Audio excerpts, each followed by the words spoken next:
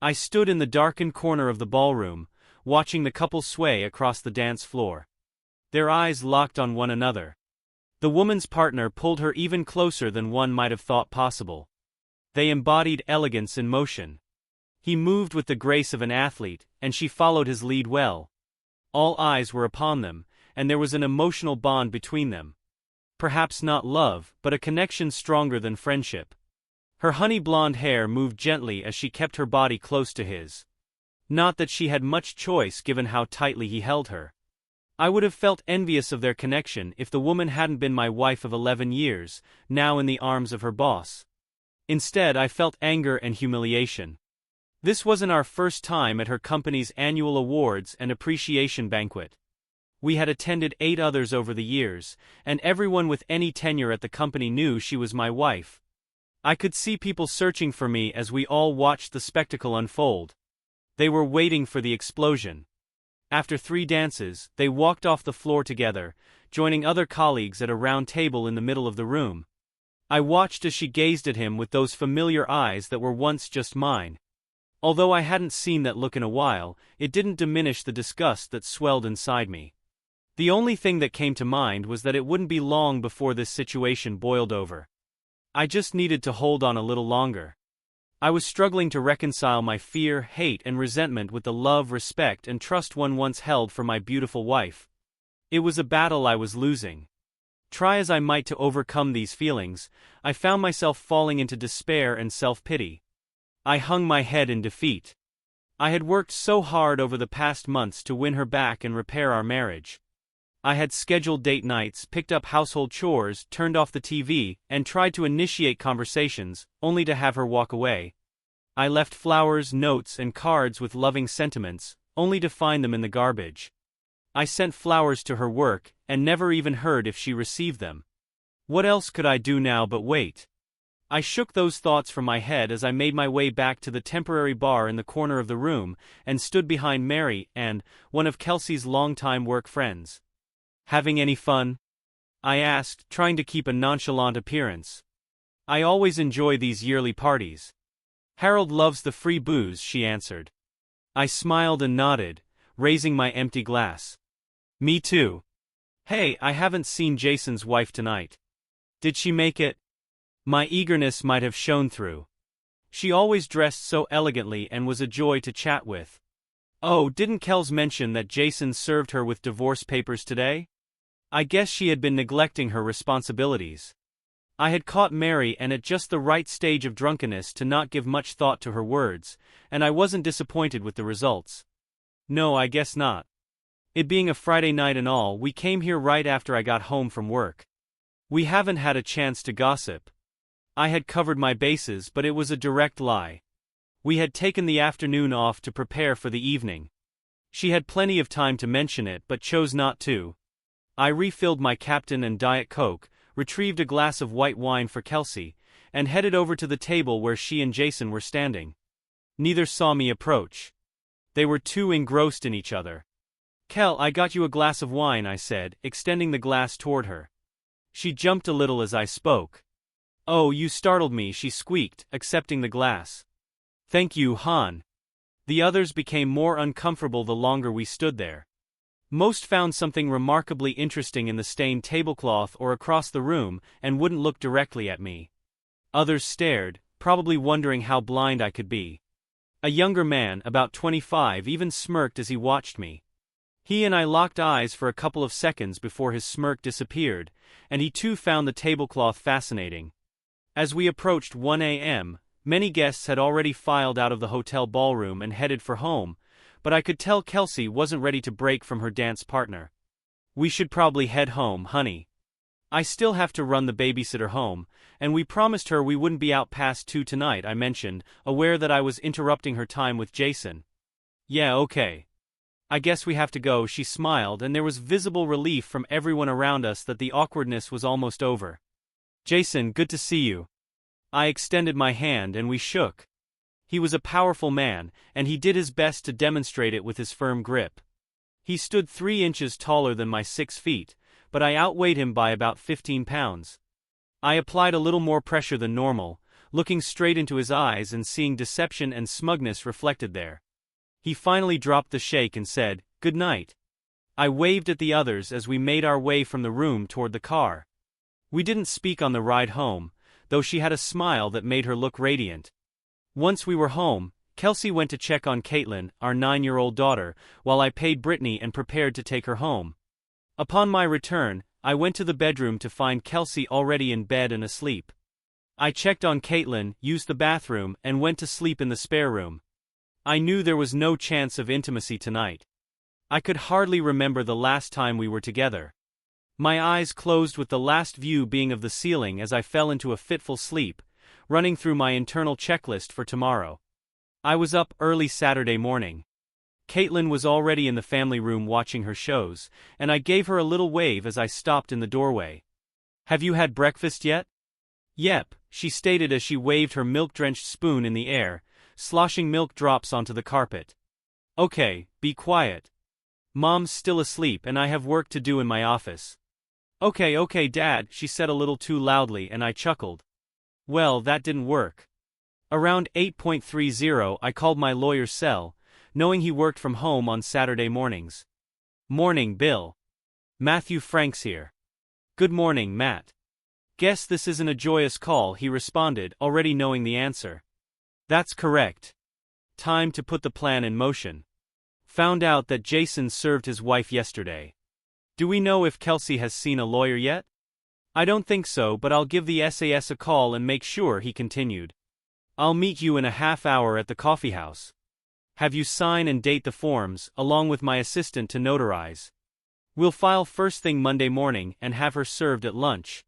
"Sounds good to me. See you shortly." I arrived early at the coffee shop, smiling weakly at the barista behind the counter. I picked up my order and found a comfortable chair next to the fireplace. My mind drifted. I never thought I would be divorcing the one true love of my life.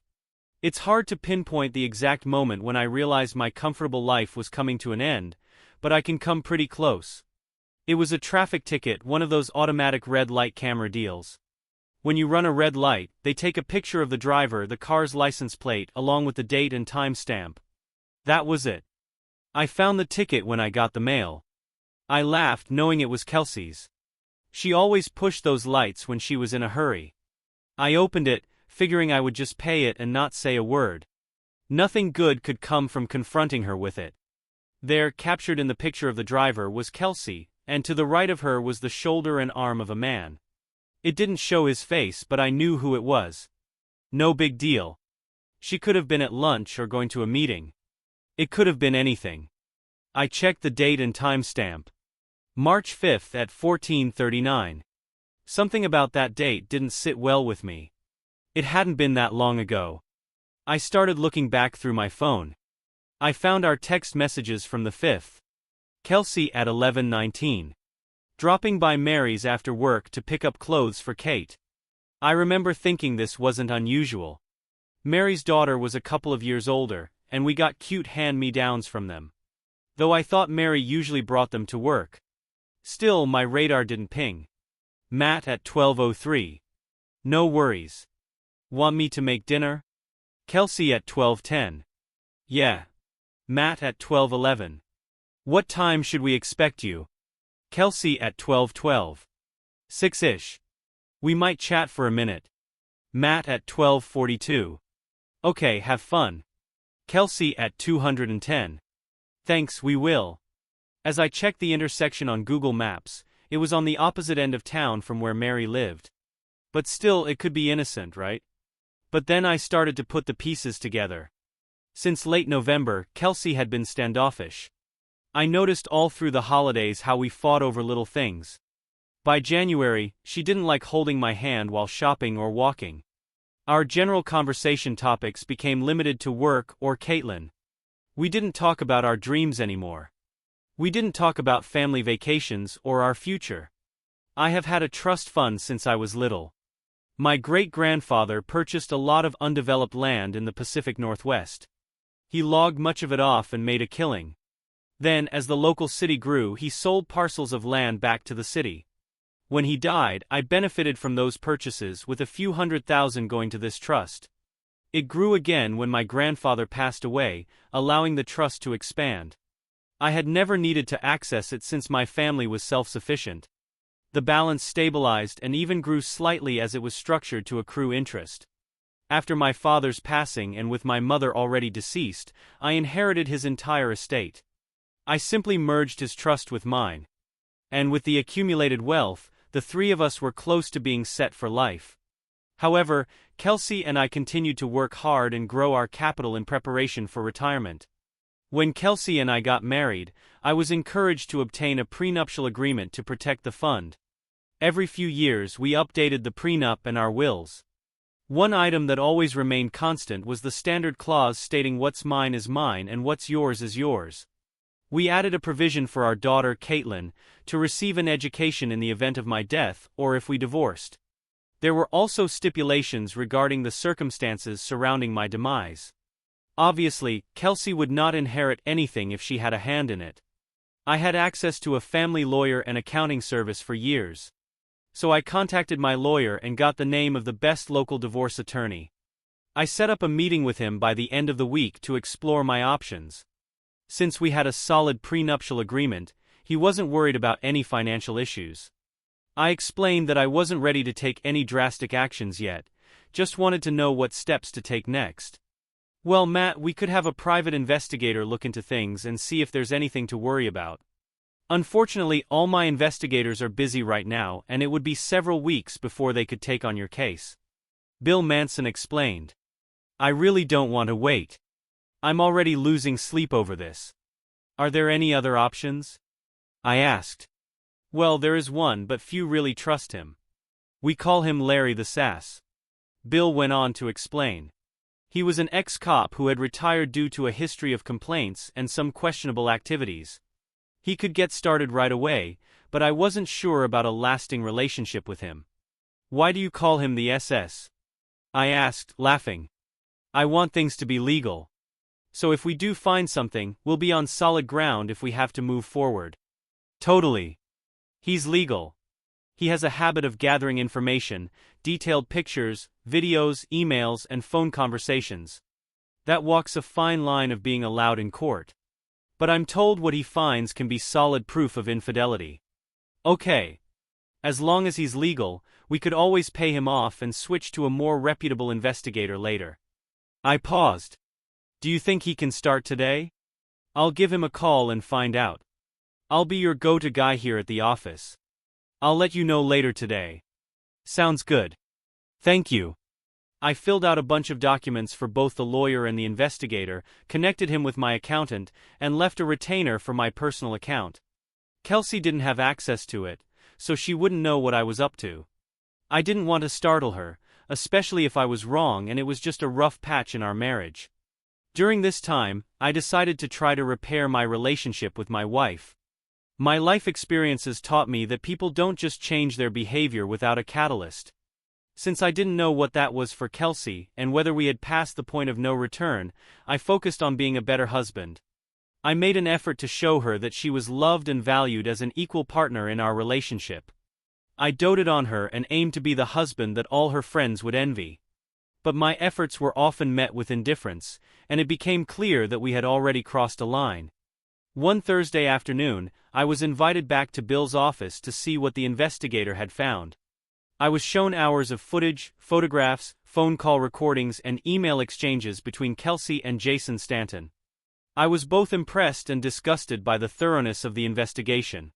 Sitting there, devastated, I never thought Kelsey would have an affair with Jason. He was tall, handsome, and well-built, cultured and on the rise in both his career and personal life. He had taken over Kelsey's department about a year ago, and as her personal assistant, he had ample opportunity to get to know her. Jason was a college baseball star, and the only thing that had kept him from going pro was a shoulder injury in his senior year. I could see why Kelsey would be attracted to him. I just never thought she would let him come between us. The weight of the revelation was overwhelming. I felt a tightness in my chest, my vision blurred, and I struggled to breathe. I scooted my chair back, placing my head between my knees, concentrating on my breathing, slowly in and out, until my mind cleared. The feeling of loss and emptiness is hard to put into words. I had just lost my best friend, my confidant, my partner, and the mother of my child. At that moment I couldn't see a way out of this. Then the investigator piled on more. He played a recording from the day before, which was why he wanted to get us all together. Kelsey, really? You love me? I could hear the excitement in her voice. Jason, yes, my darling. You are the most perfect woman. I love you and I want us to be a family. Kelsey, you mean you, me and Caitlin? Jason, of course. Kelsey, what about Matt? Jason, we'll divorce him. You'll get Caitlin and we'll live as a happy family. There was a gap in the conversation. I assumed Kelsey was processing the bombshell her lover had just dropped. You do love me, don't you, Kel? Kelsey, yes, of course I do. I never gave much thought to leaving Matt. Jason, well, give it some thought. He could never give you what I can. You will be the belle of every ball, be part of high society, go places and see things that he could never afford. I could hear the contempt in his voice and imagine the expressions on his face as he spoke. Kelsey, it would kill him to lose Caitlin. We are his world. Jason, I'll be 10 times the father that Matt ever could be. In a year she won't even want to see him. Kelsey, why do you hate him so much?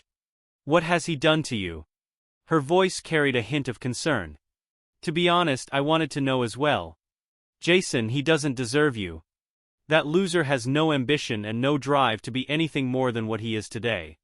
A drone making someone else rich. Kelsey, you do know he is a plant manager, right? He has 400 people in his plant, and they have the highest production rates and the largest revenue per square foot of any of the plants. I felt a bit proud that Kelsey knew that, even though I would have preferred this conversation to happen in the lunchroom and not in a hotel room. Jason, he's a weak person who has no ambition. He hasn't even earned his MBA. He's served his purpose. I can beat him any day of the week. Kelsey, don't ever think you are that much better than Matt. He's not weak. You don't know about his younger days. He ran with some bad guys and is very good with guns. He almost went down a bad path himself until he decided to go to school. That's why he didn't go to college for a few years after high school. It sounded like she was bragging now. Kelsey, he's stronger and tougher than you give him credit for. Please promise me you won't get physical with him. I wouldn't want either of you hurt, for Caitlin's sake and for mine. But I'm not in love with him anymore. I wish I were, but you have replaced him in my heart. She paused as if thinking about how this would work and when Jason would divorce his wife. I've got a few things to get in order before I serve her, but with her issues and the fact we haven't been intimate in a year, it won't be a problem. I'll split everything 50-50. She can hardly contest. Kelsey, okay, but you have to file on her before I'll even see a lawyer. She was defiant. I guess she wanted to hedge her bets and not lose her comfortable life, even for her true love. Jason, deal. Now come here. I asked for the tape to be turned off. At this point, I didn't need to hear anymore. I looked over at Bill and said, how do I deal with this? You strike first, Matt. But what if she changes her mind? They rarely do. I'm afraid they are at the point where nothing you do or say will cause them to stop or repent. I got my first good look at the investigator. He was in his 30s, clean-cut, athletically built, and his suit fit him well, nothing like I had imagined. He was respectful and probably right, I thought. I started to see him as Larry and not just the investigator. I got the feeling this guy was really on my side, even if I was paying him. He seemed disgusted by what he had seen and heard from Kelsey and Jason. Would you want her after what you know now? Larry added, you're probably right, I replied, turning to Bill. Give me a day or two to decide and I'll call you. Sounds good, Matt. Can I start the framework of the documents and we can add the details later or scrap the whole thing if you want? Yes, let's do that. Larry followed me out, handing me his card with my personal number on it. Matt, in case you ever need me on the side, please call me Matt. Thank you, Matt. I know some people who could help you get revenge if you decide to go that route. They call me Larry for a reason, he said with a smile. I laughed, saying, good to know, Larry. I'll let you know if I need that kind of help. Seriously though, thank you for the offer. I don't think I could do that to Kelsey, but I like knowing I have a friend if I decide to go down that path. Larry smiled at me and waved as he headed for his car. I thought about my choices all weekend long. I could barely concentrate on anything else, and it seemed Kelsey never even noticed I was deciding the fate of our family. It occurred to me that she had already decided that for all of us. I wrestled with feelings of doubt, anger, fear, and frustration. The humiliation and loss of my perceived manhood were what hurt the most. My self-identity was tied to my work and my family. Who would I be without them? I worried about Caitlin and how she would transition into this next chapter. It irritated me to think about that arrogant scumsucker raising my daughter. I even had flashes of him walking her down the aisle at her wedding. My emotions and thoughts were all over the place, and no matter how much I tried to drown them in alcohol, I didn't find any clarity until Sunday morning. Sitting on the back deck nursing a severe headache, it occurred to me that this was probably going to happen no matter how much I fought it. I had already lost my wife. I could see the contempt in her eyes. I had already lost my family. What mattered now was on what terms I was going to lose everything. Then an old saying hit me. Lead follow or get the hell out of the way. Well, I wasn't going to get out of the way, and I wasn't ready to follow those cheaters. So I had only one choice. Lead. Monday morning I called Bill. Bill, Matt Franks here. Good morning, Matt. Have you come any closer to a decision? Yes, I have. I would like you to complete all the documents required, and only the legal pics that Larry obtained. Split everything 50-50. I lost. Do you want to sell the house? Yes. We took a low-interest loan from my trust fund to buy it, so we have been paying ourselves all this time. We split any equity we get, but I'll recover the full loan amount and interest we have paid over the years. It's a win for me. Also, please add $200,000 for Kelsey out of my trust as a considerate payment for services rendered. She might be more amiable if she knows she isn't walking out of this completely broke. I want primary custody of Caitlin. I know that will be tough, but maybe we can find some dirt on Jason that would make him look less like a suitable father to a young girl. I heard he was a first-class frat boy in college. Maybe he got a little too friendly with some of his conquests. Sick Larry on him, please. Have a backup plan for Caitlin if we get too much pushback on the primary custody thing. Please write me up the most generous shared custody plan you have ever heard of. I paused for a moment to let Bill catch up with me. Also, I want to sue Jason for alienation of love and affection and find out a way to get his wife Shannon involved in this mess. I want her to be aware of what's going on in a complete legal above-board kind of way. And speaking of her, please create another divorce setup for adultery and have it ready for her. I'll pay her fees. I think she should get what's coming to her, and let's make it ugly. We can have them both served in the alienation suit, but you have to know it won't go anywhere. I'll also need to get her to sign a contract with me. I can get the form started, but without her consent or information, there isn't much else I can do. Bill explained. I understand. I just want to shake the tree some, and while we're at it, I want to sue Kelsey's company for allowing her to have an inappropriate relationship with her boss. I'm pretty sure they don't have a morality clause in their handbook, but it has to be shady for any company to allow this to happen under their watch. He is her direct supervisor. I know it probably won't go anywhere, but again, let's shake that tree and see what falls out. Okay, Matt, this is going to get expensive and then go up from there. We're talking a lot of man-hours, and if it is contested, even more. I understand. It's only money, and at this point, I will empty my trust if I need to make sure those two do not profit more than what they are due. As my daddy used to say, anytime you get a lawyer involved, you're just negotiating how much it's going to cost. I've got it, so I might as well use it. Bill laughed at my snide comment about lawyers. Well, he sounds like he was a smart man. You know you don't have to give her any money from your trust. Your prenuptial agreement is airtight. I know, Bill, but I've thought about this all weekend and figured if I don't leave her destitute, she might be more willing to go along with my demands. She kind of deserves it. She has worked hard and helped me protect it from unnecessary draws. Both of us were counting on it as our old age nest egg. I was thinking it might give her an edge over Jason so that when she finds herself on her own, she doesn't have to rely on him as much. She deserves more. But there is no way in hell I'm going to give that cheating jerk Jason anything more of my life than he has already taken. I mean, my wife should be enough. I felt the rage as I spoke, just thinking about Jason taking over the life that was supposed to be mine. I had always considered myself to be fair in my dealings, and I wanted to make sure I treated Kelsey fairly even though she hadn't returned the favor. My solace was that I was sure Caitlin would approve of my actions later, when she understood how our family fell apart. One last thing, Bill. Don't file yet. I want to have everything done, I's dotted and the T's crossed and ready to roll. I want to wait for her to make the first move. This will give me more time with Caitlin in our family home. I'm aware there will be a time when I need to pull the trigger, but I want it to be at the last moment when I can't handle it anymore. Got it? We can leave it undated and not notarized till you're ready. I work on Saturday mornings from home, so if it falls apart on a weekend you can give me a call. We still won't be able to file till Monday morning, but I can have somebody standing at the door when they open and have them serve the same day. Good. It's a plan. We said our goodbyes and hung up. I pulled Larry's card from my pocket and dialed. Larry. Matt Franks, how are you? I'm good, he replied. Are you ready for some shady dealings?